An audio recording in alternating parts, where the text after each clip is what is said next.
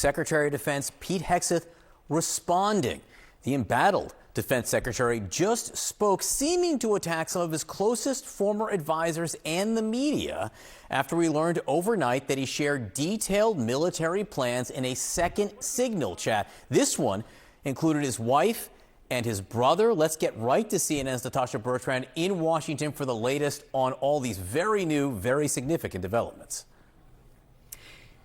Good morning, John. Yes, we confirmed last night that Secretary Hegseth did have a second Signal chat that included his brother, his wife, and his lawyer, in which he disclosed sensitive details about U.S. military operations against the Houthis in Yemen. This was around the same time as that first Signal chat that was disclosed last month, when the editor of The Atlantic was accidentally included in a Signal chat that Hegseth had with other cabinet officials. This, of course, is different. It was on his personal phone, and we are told that this was a group chat that was set up as part of his confirmation process so he could kind of strategize with his closest allies. But he continued using that chat, we are told, after he was confirmed as Secretary of Defense, and ultimately he did end up sharing information about military plans with the people on that chat, many of whom, including his wife, did not have an obvious need to know about these military operations. Now, Hegseth did issue his first public comments about this just a few minutes ago from the White House at the Easter egg roll.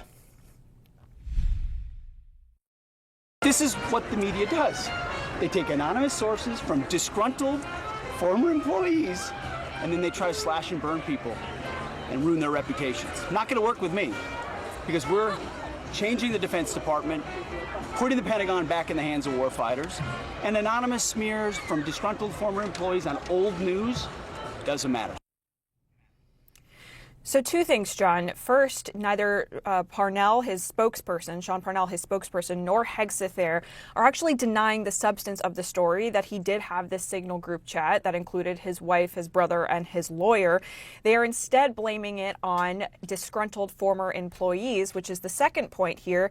Dan Caldwell and Darren Selnick, two of the officials that Hegseth fired last week, they actually were some of Hegseth's closest advisors over a decade. And one of the officials that left the Pentagon last week, John Olliott, who was until last month Hegseth's top spokesperson, he is saying publicly in a new op-ed that he wrote in Politico last night that it's been a month of total chaos at the Pentagon. And he said it's hard to see Defense Secretary Hegseth remaining in his role for much longer. John? Yeah, that statement from the secretary right there in the immortal words of Ben Bradley and All the President's Men, a classic denial right there at the White House. Natasha Bertrand, thank you very much. Kate? And just looking down, as he said, returning the Pentagon to warfighters, John Olliott actually said in the past month, what they have been going through is not returning the Pentagon to warfighting, but just it says the Pentagon focus is no longer on warfighting, but on endless drama. That from his former spokesperson. Joining us right now to talk more about this is Jane Harman, the former ranking member of the House Intelligence Committee. Thank you so much for being here. I mean, I recall you saying after the first Signal scandal broke that it should remind everyone that complacency invites catastrophe, and now news of a new Signal group chat and new controversy. What's your reaction to this? Well, this would be a good news day to accept Hegseth's resignation. I mean, all the news is about this extraordinary pope that we just lost, and so it might be buried.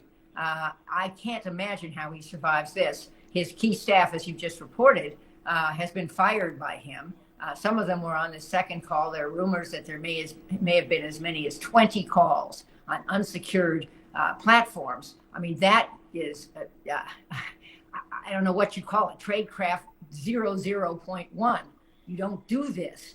And I can't imagine that Congress will defend him at this point. I wonder if the president will defend him. He's embarrassing the president. So I think there are two questions. One is when he resigns, but the second one is who will accept the job, who is really competent, given this history and given the chaos at the Pentagon. Let's just look at what Marco Rubio said. He just said that this draft executive order taking away half his department, this draft executive order was in the news the last 2 days, is fake news. So what this looks like is cabinet secretaries don't make decisions. They are made somewhere else, Project 2025 or who knows. And I can't imagine that the capable people out there who are Republicans who could run the Pentagon would want the job.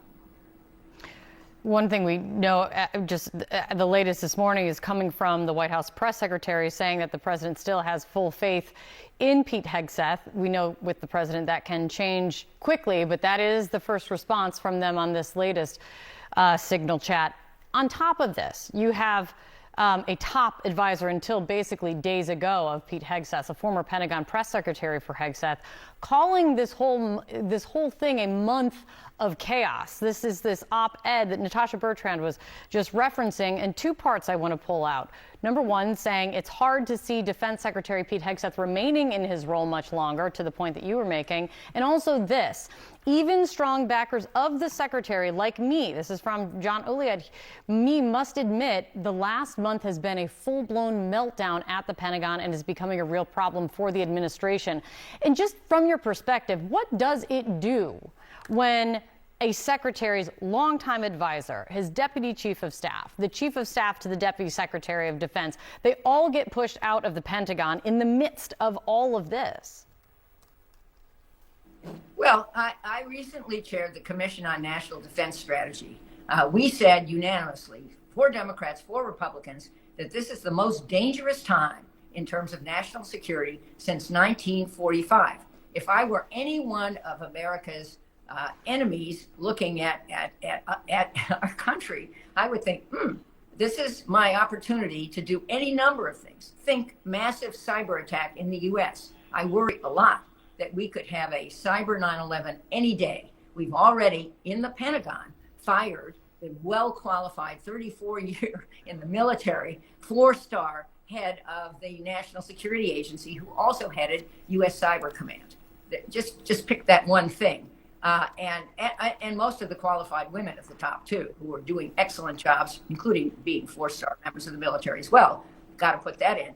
And so if I'm China, Russia, anywhere, I think I've got open season on the U.S. And look at what Russia's doing in Ukraine. Russia is toying with the United States and obviously toying with Ukraine. And it is an absolute tragedy to see a place which was invaded in violation of international law after Russia promised repeatedly to respect its sovereignty, suffering this way. Ukraine is still fighting back. Europe is going to step up and fight for Ukraine. But now that we have a casual comment from, I think it's our vice president, that we may not continue to pay attention to Ukraine, I think that's hugely damaging and really threatens U.S. national security in another way. Yeah, the Secretary of State Marco Rubio saying on Friday, if it is not possible to end the war in Ukraine, we need to move on, and then more from there. Jane, it's great to see you. Thank you so much for coming in, as always. I really appreciate your time.